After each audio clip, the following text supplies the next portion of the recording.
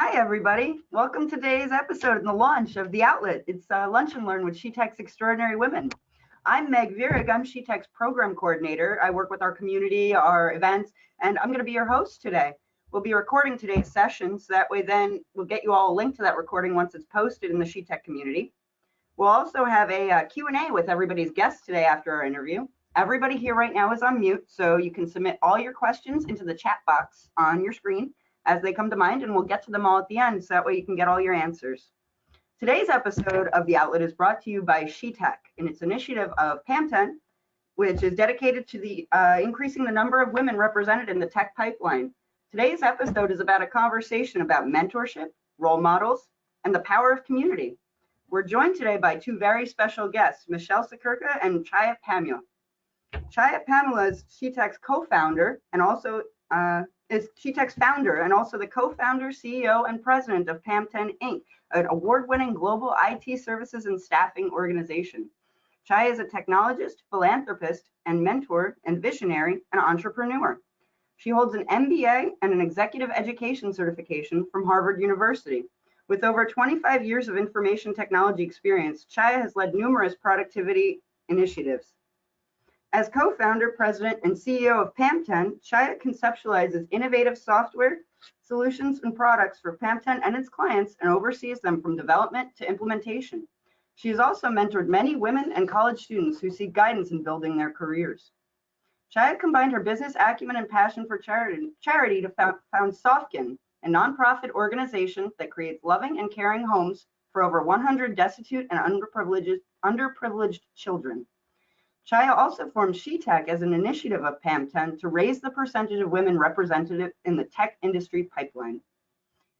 Michele Siekerka Esquire is the president and CEO of New Jersey Business and Industry Association, the nation's largest, most influential employers organization, which advocates on behalf of New Jersey's large and small businesses for policies that will make New Jersey more affordable and regionally competitive. Under her leadership, NJBIA's award-winning research on outmigration documented the loss of $20.7 billion in wealth from New Jersey over 11 years and set the agenda in Trenton for the enactment of a series of pro-business reforms, including the recent repeal of estate tax and adjustment of income tax thresholds for retirement income. As busy as she is with NJBIA, Michele always finds the time to support other organizations that encourage business and women. She's the co-founder and co-chair of the Opportunity New Jersey. She also serves on the board of directors of Investors Bancorp, Choose New Jersey, the New Jersey Innovation Institute, Junior Achievement of New Jersey, Young Audiences of New Jersey, and Better Choices, Better Care, as well as serving on the SheTek Advisory Board. Chaya and Michele, thank you so much for making the time to meet with us with SheTek today. Pleasure to be here. Thanks, Meg. Glad to be part of it. And Michele, it's such a privilege to be with you. Great to spend some time with you today, Chaya, and everyone. Today at The Outlet again, we're going to be talking about mentorship, role models, and the power of a community to really help your career. Chaya, I'm going to start with you, and then Michele, you can add in your insights. So we've got a few questions here that everybody would love to hear the answers to. So Chaya, can you tell me about what a great mentorship relationship would look like to you? What kind of experiences would people expect to have with a mentor, or maybe what could a mentor help you achieve? That's a great question. First of all, as I grew up, I didn't even know what mentorship meant. So, only through my professional career, I started to know what mentorship means. For me, mentorship is actually a partnership that's between mentor and mentee. I think it's important they have that honesty and mutual trust to make it a successful partnership.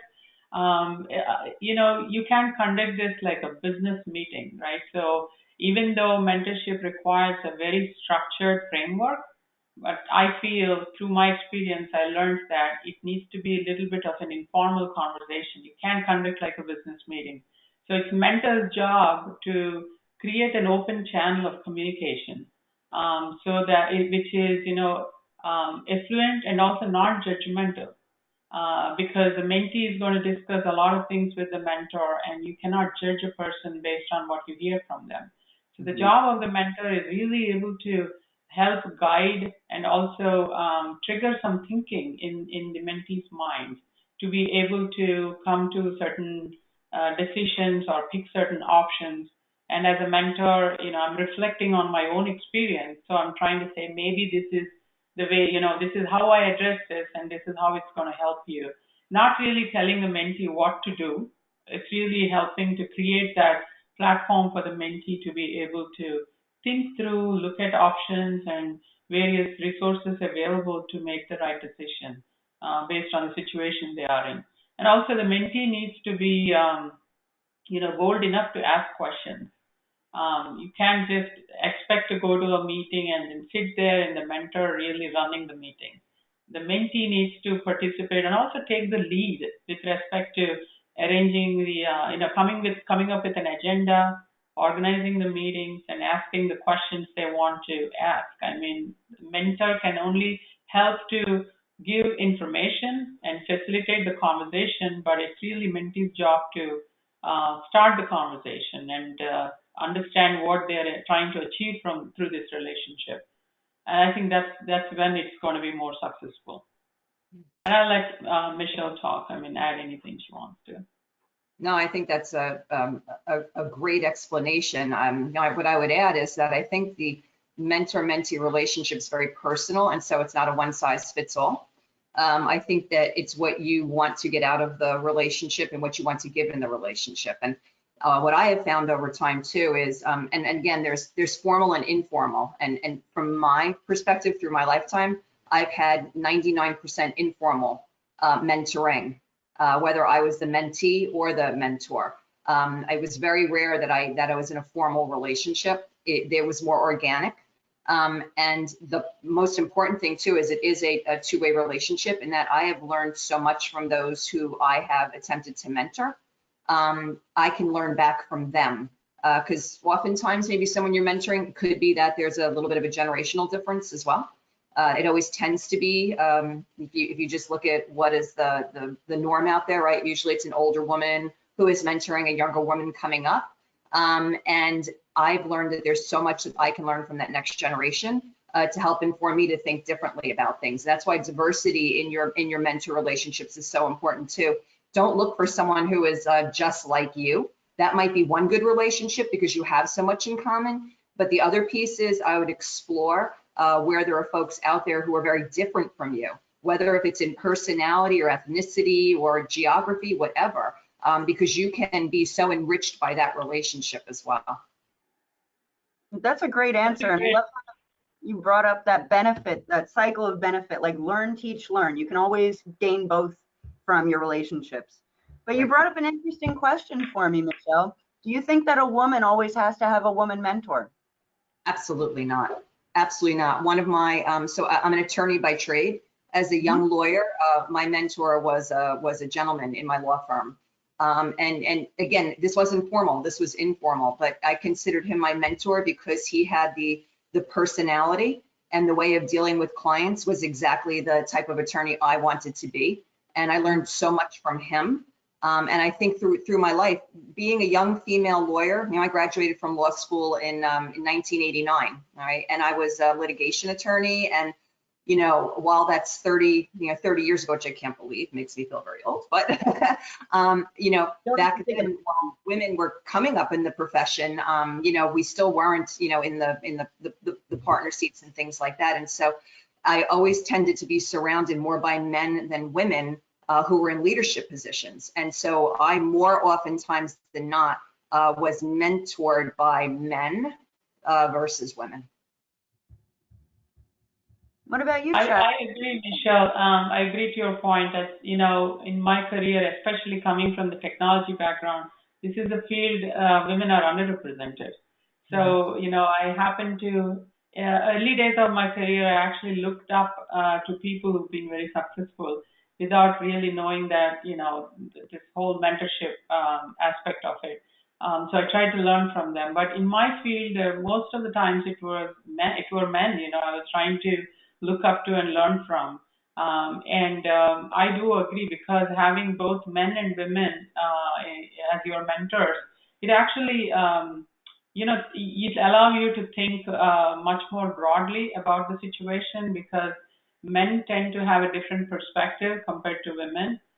So you get both the perspectives, and it gives you a different approach and also gives you a cohesive solution. So I always, enjoyed having both men and women as mentors for me because you can benefit from a male mentor, especially in the technology industry where women are underrepresented. You see in the senior positions, you see more men being there. So somebody who acts not only just as a mentor, acts as a sponsor, who can even open up opportunities for you to grow in the organization, especially if you're finding a mentor within the organization. I think finding someone more senior to you would definitely help you to open, opportunities for you to grow in the organization. So finding a sponsor is also very important. Mentorship is one thing, and having a sponsor it's a lot more involved approach, because the sponsor is not going to look at your strengths, and also their eyes and ears open for opportunities that can open up for you to grow in the organization.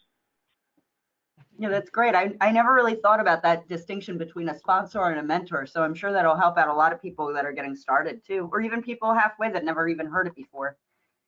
So when you're looking for a mentor, you're looking for somebody to help you grow.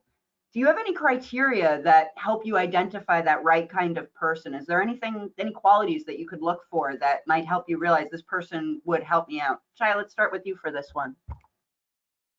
Yeah, I think I can relate to a couple of my experiences where I felt that it was, again, as I said, I was not introduced to this whole mentorship idea, and that during those times when I heard that you have to find mentors in my career, I tried to find a couple of mentors without really doing my homework. Somebody said that person is great, is a successful woman, you can go and talk to her, and she could be your mentor. So I think it's important to do your homework. First understand, do self-analysis of what is that you're trying to achieve. And then you start looking for people who would match to your expectation, right? As Michele rightly said, don't look for someone just like you. You got to look for someone who's different from you. And also do your homework on that person that you think who could be your mentor. The most important thing is, I feel you need to have, your values have to match. What you believe in, that's a fundamental aspect of an individual, is to know what you believe in, and the other person has to believe in the same thing. Because if your values are conflicting, it is not going to be a successful relationship.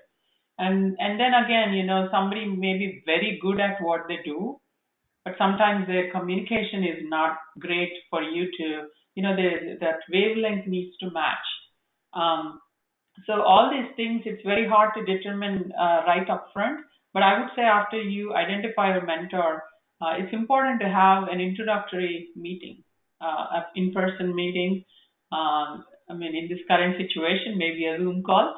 But you need to learn about the person. You have to ask the right questions to understand what is the background of the person. How do they approach to a problem? What do they how do they communicate? Are they more authoritative, with just trying to tell me what to do rather than trying to, trigger that intelligence in my mind, right? So these things are very, very important.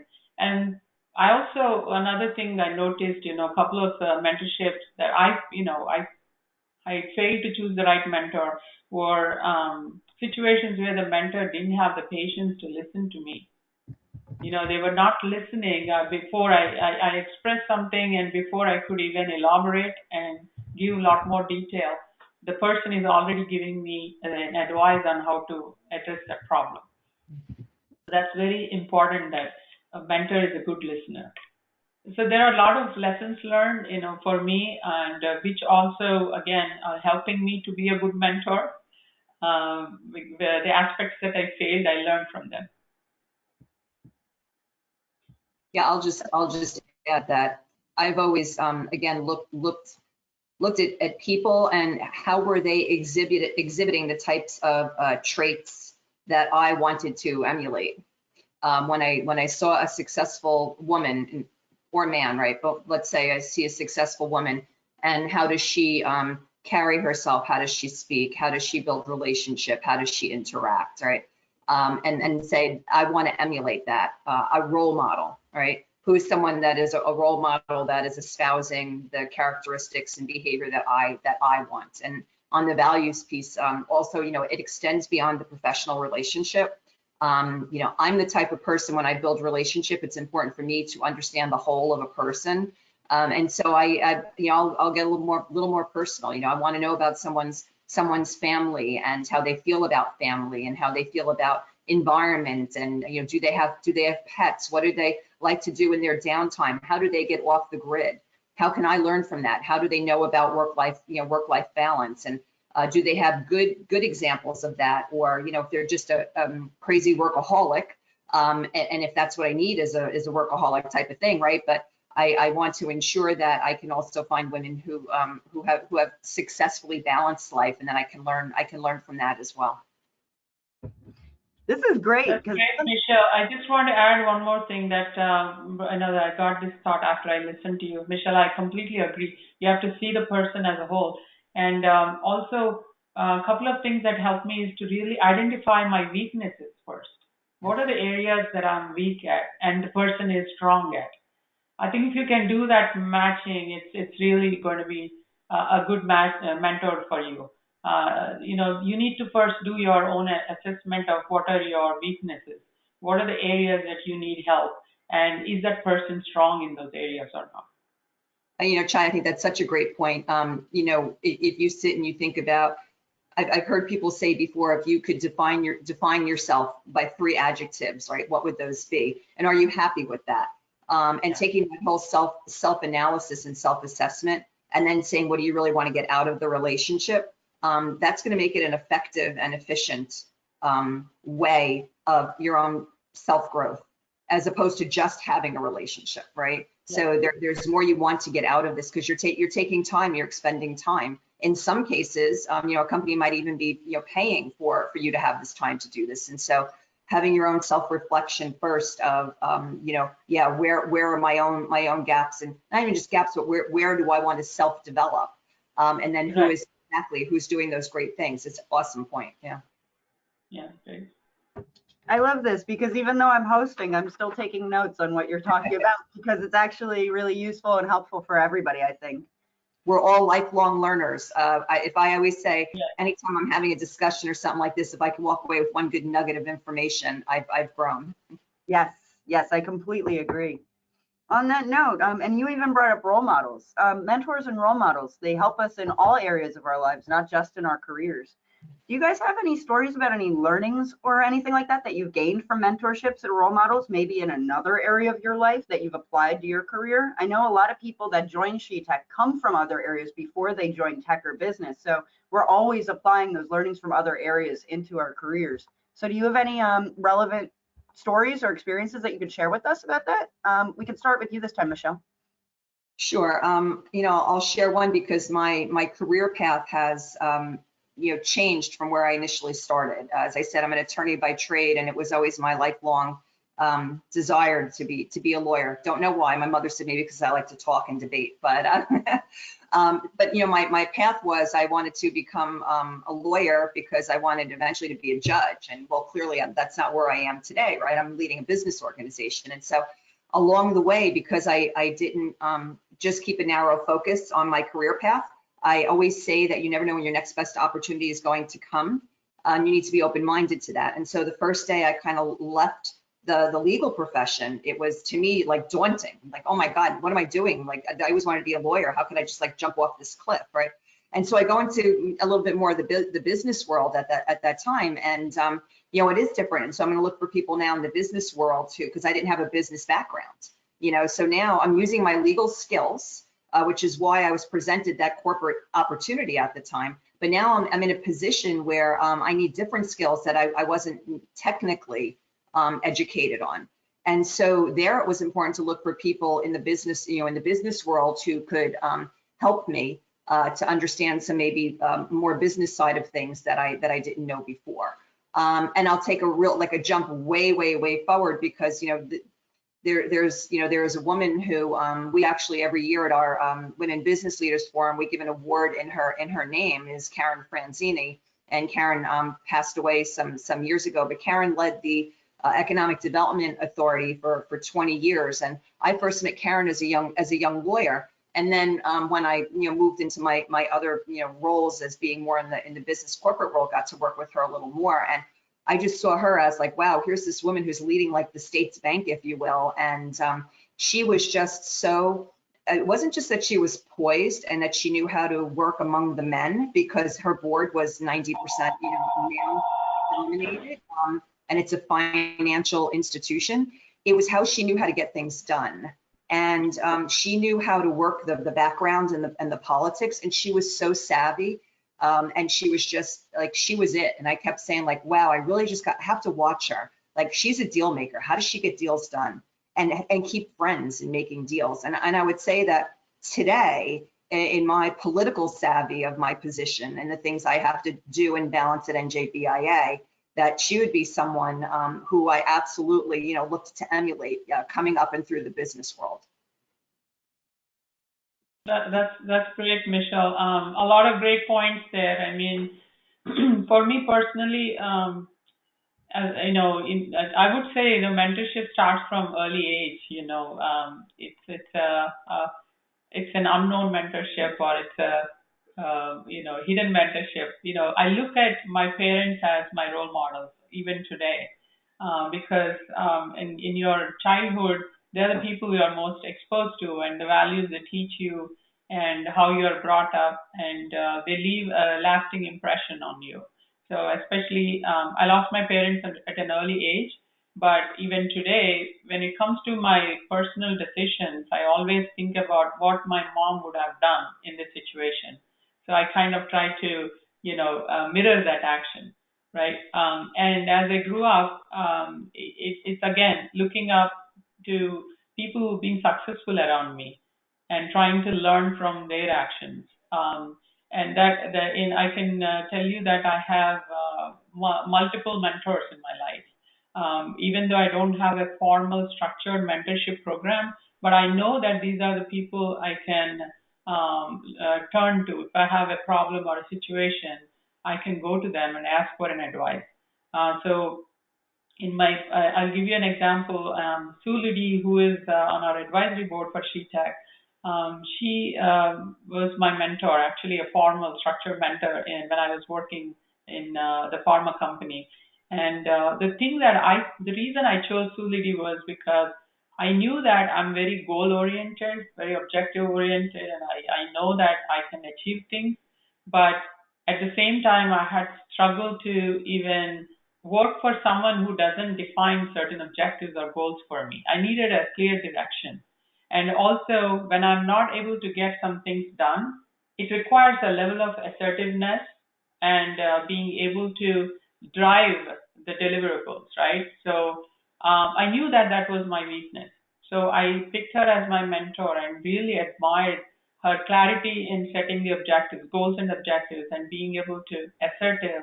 And again, in a male-dominated environment, being able to manage at a senior role. Those are the things I chose from her mentorship. And she also used to not just focus on my professional aspects of my career, but she also used to ask me questions about my nonprofit work that I created. And she used to say that she's getting a lot of knowledge from that.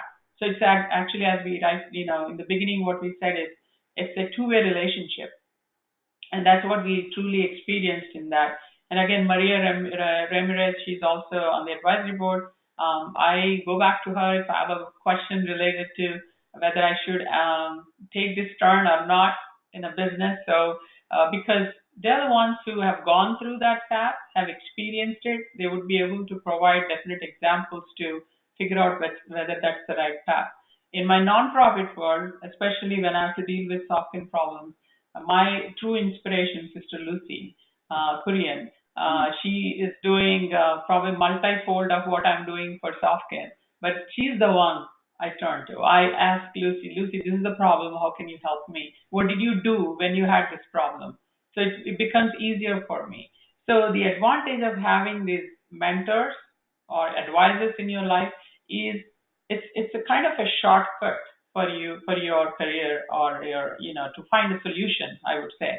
Because if you have to figure it out, it's a little bit harder, and at least someone has already tried something and they have an option for you to try out rather than you trying to figure out what are my options.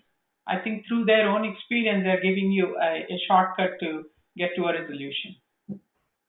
Yeah, Chaya, I just want to add something about, you used a term a few times through there when you talk about role models and you say, what would my mother have done, or what would my mother have said? I actually, there are a few people, and as I mentioned, Karen, unfortunately passed away from cancer, a few years ago. There are a few other folks in my life who were more senior to me who have, since passed. And in my office, there's a gentleman, his name is Tim Loesch, and I knew Tim Loesch forever. And Tim was in banking, and he chaired my board at my chamber when I was there, and he had a very close relationship. But we always had this saying around the table when you needed that sage advice, when you're at like a board table, for example, and people are going a little off the rails, where's that balanced voice around the table, right? You bring people back around. I would always say, what would Tim Loesch say or do right now? Because he was like that balanced person at the table. And so in my life, to your exact point, I have certain people who like, I'll stop and I'll pause, right? And I'll say, what would so-and-so say or do right now? How would they handle this situation? And then I'll go back and think to a time where I actually watched them work through a situation that maybe I was otherwise being challenged with. And that is just such a powerful opportunity to pause and think about how someone else who, again, you respected how they handled the situation, take the time, pause on the side and actually walk through what would they do if they were sitting there, how would they guide you, even if they can't be here to guide you today. Right, very true. Yeah, it's so powerful how we can almost import that kind of into our heads and remember how somebody would teach us. It's one of the real benefits of mentorship is that you can always carry them with you. Absolutely. And what you've learned. So we kind of touched on this a little bit before, but I'd love to dig in a little bit harder. When you guys launched your careers, did you guys feel that there was enough role models for savvy women like yourselves at the time, or did you feel like there should be more? Did you want to join the ranks, or did you feel that you should become the ranks? Chaya, let's start with you for this one. I think that you're up first for this question. Oh, that's a bit of a tough question. I think in my field, I actually found more men as potential mentors for me than women initially. I can give you an example. I used to work for HCL HP in India, and the one thing I learned from that person is the senior leader in the company, and I used to report to him. One thing I learned from him is every time you would go present a problem to him, he always used to say, don't just bring the problem to me, bring some solution options. So it makes it easier for me to pick a solution. So which also means, telling you do your homework. I'm not here to just give you a solution. You come up with a suggestion. And that became a mantra for me throughout my career. Even today in my company, everyone that I work with, I say, don't bring problems, come with the solution as well. Because that kind of pushes the person to do their homework, learn more, and think about all the possible options before they come and just escalate the problem, right? That was a big learning for me. And I also worked for a manufacturing company where it was in a place in India, it's called Aurora. It was a refrigerator manufacturing company. And my husband got a job, he had to go, then I moved with him. And I was actually warned saying that there is no single woman in the company so far, and I would be the first one out of the 5,000 employees they had. Wow. And I joined in the mid-level management, category. And I was very naive. I said, why should it matter to me, right? I'm going to do my job. So I joined the company, but every day was a hurdle for me to go through that. And at the time, without my own conscience, I realized that I was relying on one gentleman who was a good listener to my issues. He was my senior manager, but I realized that I often was going to that person expressing some of the challenges that I had. At one point, I realized that he's probably not going to encourage me to keep coming and complaining. That's when I realized that, it's important that I figure out what I need to solve the problem. And I can present that option to him, and he decides whether he wants to go with it or not. So I learned the hard way, and most times it were men, and it is hard for men to really get into a woman's brain, think through, from that perspective. That's when I realized it's important to have both men and women as mentors in your life. So it's not just about solving the problem. As I said, it is also for mentors to be able to open up a channel for you to have the communication. So they should ask those digging questions that would make you think through, and then bring new ideas and make you think creatively. I think that's really important in that relationship. I couldn't agree more, Chaya. The very first day that I came to NJBIA, I had a town hall with the staff, and one of the first things I wanted them to know who I was as a leader, right, so that they kind of knew what they were getting. and I was very transparent with them, right. And I said, look, I'm not bureaucratic. I believe in a flat organization, right. I believe in team. I recognize that we have to have vertical things, right, but I believe horizontally, together we stand stronger. But I also told them that I said I have zero tolerance for negative energy.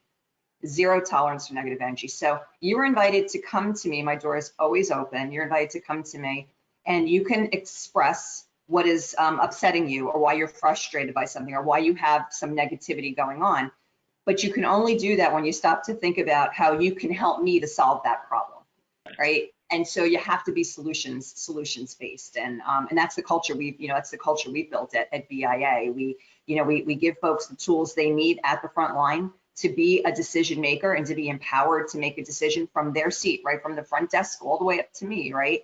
And then we train and we hold people accountable for those decisions as well. And so again, pulling this back to like role models and mentors and mentorship, seeking out people in ways that that they have good problem solving skills. Going back to that, what would so and so say? Because you knew they worked through a problem once before.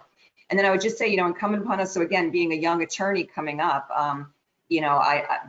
there were more dark suits than there were bright suits. And the joke, I laugh. Oh my God, I look back at my wardrobe as a young lawyer, and every suit in my closet was navy blue and black. And my mother used to say to me, she's like, Michelle, you got like no color. Like, where's your color, right? And finally, one day, it was a very ironic program that I got involved in that caused me, I agreed to do some fashion show, which sounds really, really crazy, but it was this kind of club that I belonged to, and it was a fundraiser. And I got to go to a boutique, and the guy there who owned the salon like dressed me up, and he put me in all these colors. And I'm just like, oh my God, like I'm so out of my comfort zone here, And from that day forward, I saw the world of color. So that whole thing of us breaking out of the norm to like, look, I'm wearing turquoise today, right? So, but that's the piece of this too, is as you're coming up, if you're among the sea of blue suits, how do you respectfully stand out? Not that you want to draw attention to yourself, right? But you want to be known that you're in the room. And then make sure you're ready. Make sure you have the ability to exercise, your behavior in that situation appropriately. So if you're not ready, stay in your blue suit until you're ready to pop out with your color, right? Yeah. You're right, Michelle. I think I should have my daughter talk to you. She's probably going through that phase in a tight environment, right? Yeah. That's great. That's some really good stuff. I love hearing that. There's a Pixar short that's called Pearl that's very similar to the story that you're telling right now about a woman that joins the corporate office and tries to fit into that field until she breaks out with her own color. So I've heard that story before, and it's great. So start with you this time, Michele. So what kinds of projects today are you working on to help encourage mentorship, especially in tech and business? Are you mentoring anyone right now, or do you have a mentor still, or both, or any ongoing projects beyond SheTek? Yeah, so wow, a little bit of all of it. I did some months ago, I had one through Wings for Growth. I was mentoring a young woman, and it was virtual because she's in another state. And then some things got in the way. Unfortunately, she had some health issues and some family issues, and so I try to keep up with her and just touch base and say, hey, how are you doing? I'm here if you want to reach out, right? Again, from my own point, while I'm pretty mature in my profession, I'm never done. I'm a lifelong learner. So I'm always looking for what's the next best iteration of myself. And so I'm always looking, as I said, to model good behaviors I see in other people out there. I would say today, there's the business world, and there's, strategizing through the business side of what I do at BIA, but again, the political side of what I do at BIA. But today, meaning today, like April 23rd, 2020, I think that's the day, right? And I think today's Thursday because we're in Groundhog Day right now, right? Every day we wake up and we have, we're, in this virtual world are the same. And this requires a different type of behavior and leadership, incumbent upon us as women running organizations to show very strong leadership through crisis, not just within our organization, but for me within my business community. And my relationship with my colleagues, right now we have a 70 member strong business nonprofit association coalition that's working on policy to get us through COVID from the business side. And so, how important is that for us to be colleagues now and to, again, come to that flat team approach, but exercise leadership in that, we can continue to make sure that people are moving along and that we're not herding cats and that we're getting things done and that folks are respectful of each other's positions. And, I always say that surround yourself with people who are smarter than you because what they, and defer to them because they know what's right. And so my good example here today is, BIA we're a horizontal organization in that we represent businesses of all sizes, shapes, and colors all over the state. Then we have all these vertical associations, meaning those that are in a particular industry sector, whether it's manufacturing or construction or retail or hospitality or professional services, right, bankers. And in this type of a scenario, while I can be extremely helpful on the horizontal of helping to pull things together, it's important for me to look to and defer to my vertical partners who know what's needed in their industry sector as a best practice to help us all through.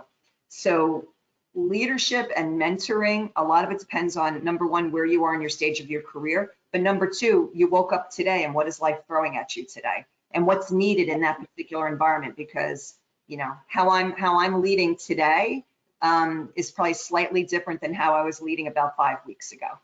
Yes, for sure. That's very true, Michelle. Yeah, because you learn as you're growing in your career.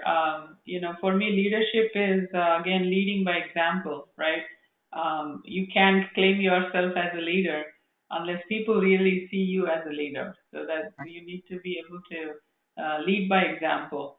I always like to mentor women who are either trying to make that next career move or if they're looking for a solution to any challenge they're currently facing, or I'm primarily interested in supporting young women and women who are also trying to either get back to the career or trying to find a specific opportunity. So I tend to talk to them. But currently today I'm mentoring two young women from the Douglas School, or Rutgers, and then I also am a member of the Wings for Growth organization. I don't know if Varsha is listening into this. It's a fantastic organization that has a great mentorship program with a wonderful structure. I think in the previous experience, I haven't really seen that kind of a structure. So they really have a great format for mentorship. So I'm so happy to be engaged with their program. So usually either 2 to 3 women I try to mentor each year. And again, as we said earlier, I learned a lot from through these mentorship programs because they come from diverse backgrounds. There's also age difference, right? So you're mentoring millennials and they have like ideas like this and they dare to take the risk. And sometimes, the things that I would hesitate to even think about, they dare to take those risks. And in my nonprofit, in Sofkin, most of the kids are growing up. They're now teenagers. So we have these fun debates and discussions. I don't necessarily do a formal mentoring, but it's a two-way conversation that we encourage, more like a healthy debate. And I learn a lot from them. So this is something that keeps me more motivated to do, because it's not just one thing. You know, I learn from different perspectives, and that makes me a better person. Yeah, that's great. I definitely hear that, and that constant learning piece is so important. And I'm glad to hear that you're both working with other women. I always think of SheTek as a hand up and a hand down. So I love hearing that from both of you. I'm hearing about a few different organizations from you guys, like Wings and other groups. Do you feel that having a community of people is important to a young woman's getting started in her career, like similar-minded folks, or is that not always worth the time? Do you think that it's important? We can start. I don't remember who went first last time. Michele. Michele. Michele has to go first. Sorry. So talking about communities, you know, I'll go back to when I was a young lawyer, and I looked at thinking, you know, I have to at some point build a portfolio of clients. And so how do I get out there? How do I put myself out there? And I looked to see, well, where are the type of people who I want to associate with? Again, right? In a more global sense now, not just a one-on-one, but where are groups of people who, number one, they're people I want to be associated with and I respect them. Two, what they're doing, maybe mission driven, you know, jives with what I do and believe in my values. And then the other part of it is, how do I translate that into a professional opportunity? And so as a young lawyer, I joined my regional chamber of commerce and got involved in the membership committee, where I met people. And actually it was through that relationship that I was offered that first job that took me out of private practice. And it was that I co-chaired the membership committee of the regional chamber with a gentleman who was the CEO of AAA, which then was AAA Central West Jersey, a small AAA club in central New Jersey. And he because we worked together and he saw me as a worker bee, we had a great relationship. He invited me to be a part of his executive team and be his vice president of employee relations, because he needed, he felt, you know, that was in the 90s and employment law was a really, really big evolving area. And he wanted that type of expertise on his team. And so that idea of community, right, for me was like that Chamber of Commerce. I met so many people who are my colleague, professional friends to this day. And then, you know, that's the professional side. And then nonprofits, right? Absolutely. Go get involved with nonprofits that are mission driven, that align to your values. Because again, when people see you as passionate about a cause and a worker bee and a doer, they're going to come to you, and it's going to create opportunities for you, and it's going to expand and broaden your abilities as well. So important. So I am the biggest proponent of community. I'll say, when we stand together, we stand stronger.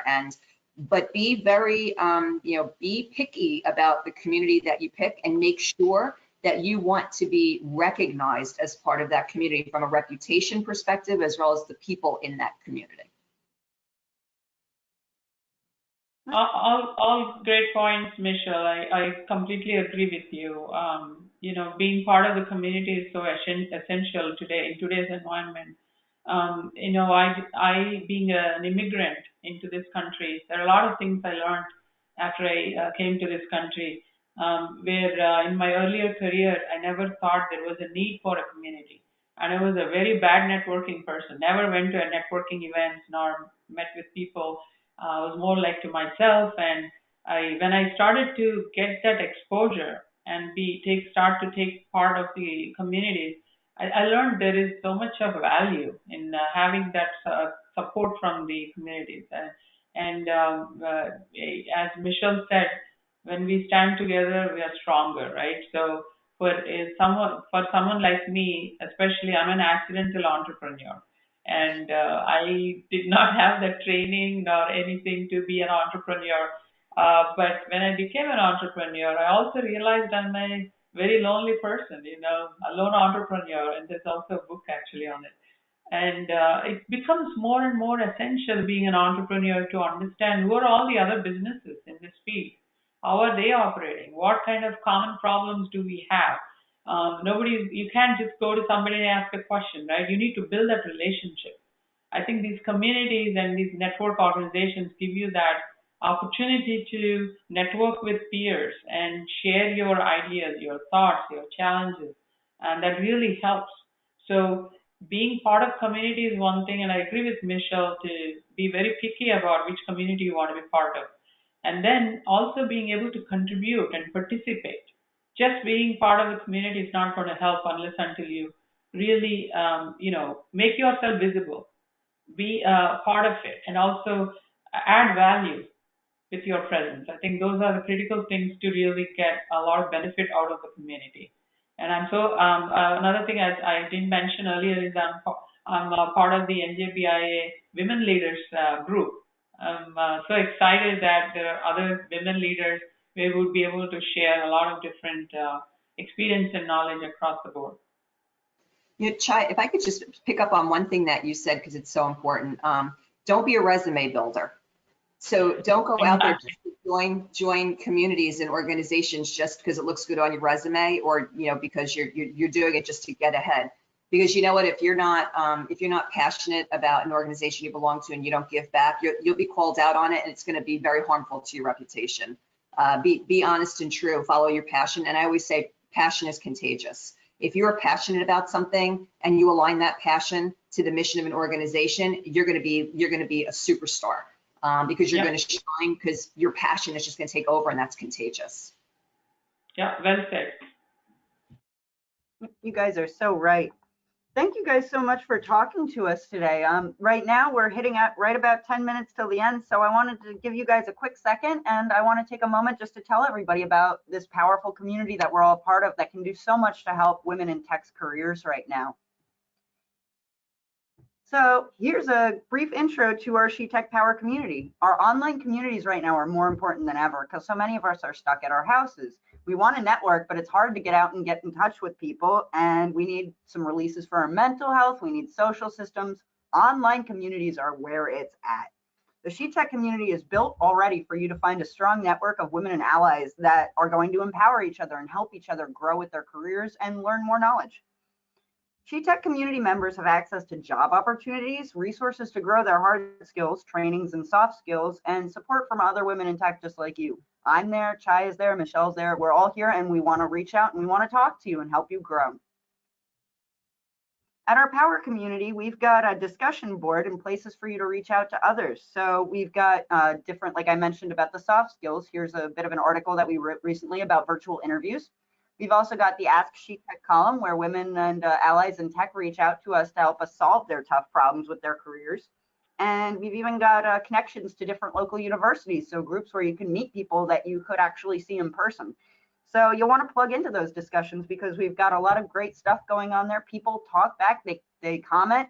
We had a great discussion about imposter syndrome recently. So it's all kinds of information that's really going to help you overcome those problems or struggles or even new strategies for your career.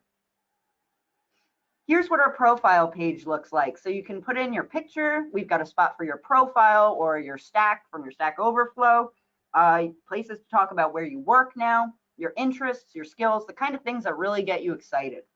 What I love about SheTek, I've been managing communities for a long time, I think 7 years now. But what's really, really cool about SheTek is that we take the work of networking, we take the work of it from you. We match you up with people who have similar interests, skills, and career paths. So if you feel uncomfortable about just reaching out to somebody, you're feeling a little shy, we take care of that for you, and we'll show you right there as a link to other people. You can even check it out here. We'll collate them all, show you their different interests. You just click on them, and it's really easy to link. Once you can connect to them, you can reach out, send private messages. You can coordinate attending events. We host events in our community all the time, maybe even the next episode of The Outlet. Make sure that all your friends are going to come too. Stay in touch with people that can help you learn and grow. It's a great resource here. One of the other parts of the SheTek community is that we don't just teach you about how to get jobs. We can help you find those jobs. We post tons of jobs. Even right now, you might be hearing about how so many people are out of work. We are posting jobs every day.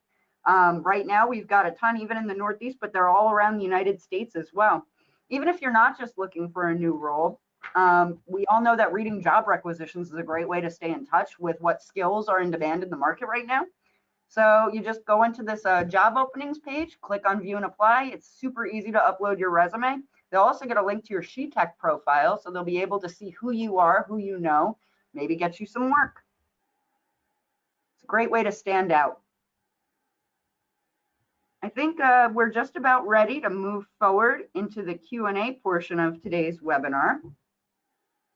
We take a look into our questions area. All right, great. It looks like I've got 2 questions here from a couple of different people. So my first question is for Michele. I have here, did you ever have to mentor or teach someone how to be more solutions oriented? Like you mentioned about how you didn't want to bring negative energy. Did you ever have to mentor for that specifically to teach that skill in the office or the workplace? Yeah, oh, absolutely. And again, it doesn't have to be overt. It can be done subtly. If someone isn't asking for it, right, but you know that they need it, there are ways to do that. And I think this again comes back to providing people with the tools that they need, whether it be some training or even just some understanding about something, or giving them some leadership opportunity. And seeing, you know, that's a great opportunity. You give them the opportunity to lead something, and they've got to solve a million problems in order to be able to lead something, right? Not necessarily a problem, but a challenge, or just putting the plan together. You know, I'll tell you a quick funny story just about culture and things like that is my analogy. You know, if people are in a work environment where for a long time it's been a top-down approach, and they just feel like they live on a leash, like the dog on the leash, right? And they can only go for a walk when the owner takes them for a walk, right? And then what happens is, you know, you try to change that culture to empower people, right, to go walk without the leash, for example. But you know what'll happen sometimes?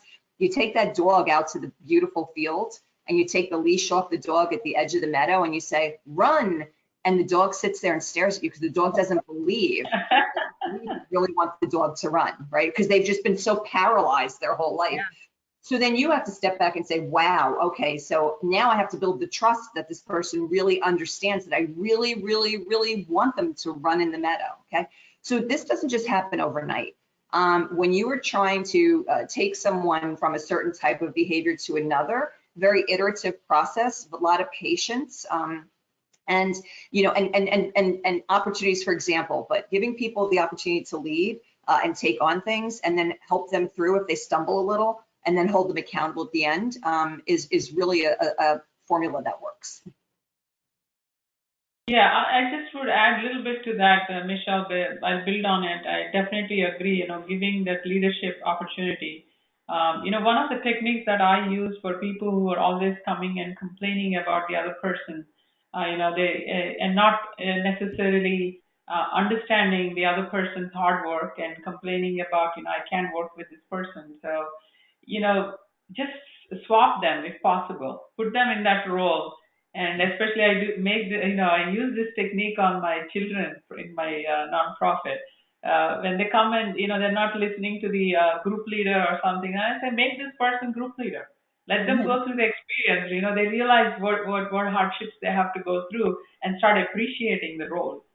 Sometimes even in our professional environment, it is important to give some of those tasks to those people who cannot appreciate the other person's role. So they start to appreciate and understand what difficulties or challenges they are going through. That's great. I've got one more question for us before we wrap this up, and this is for both of you. We asked about if women could have male mentors, but do you guys think that women could mentor men effectively? Do you think that we can understand the challenges that they face? Let's start with Chaya. Can you repeat the question? Sorry. We talked about if a woman can have a male mentor, but could a woman mentor a male? Yes. We can start with you this time, Chaya, because Michele started last time. A great question. I mean, in my role, I often, not necessarily a formal mentoring, but I do offer my guidance and advice to men. My business partnership with Prasad is a male leader, and we learned what our strengths and weaknesses are, and how we can help each other when it comes to a specific challenge or issue.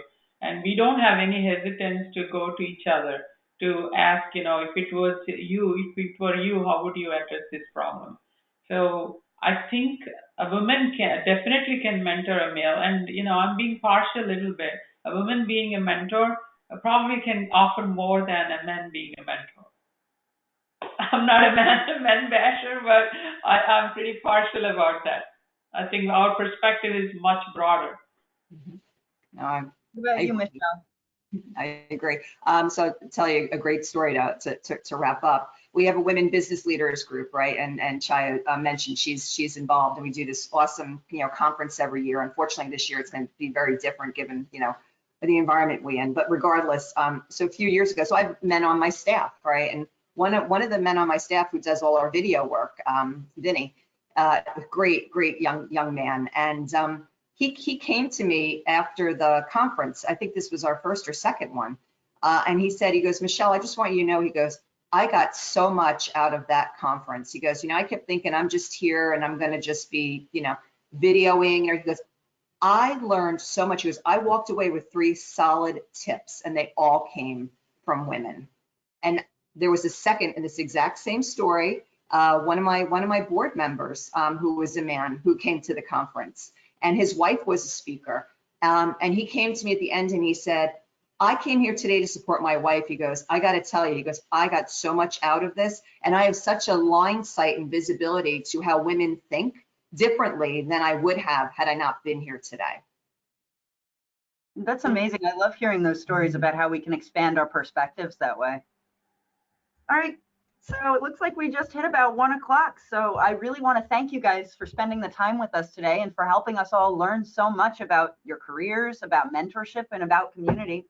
For everybody that's here, you can join us in the SheTek community. You can see a link there to our bit.ly/join SheTek. Come meet us up over in the community, and we'll have an after webinar conversation to wrap this up. We'll also make the recording available. Come find us on social media. We really want to keep talking with you, so stay plugged into everything coming out with the outlet, and we'll talk to you again later. Bye-bye, everybody. Thanks, Meg. Thanks, Michele. Thank you so much. Thanks, everyone, for listening.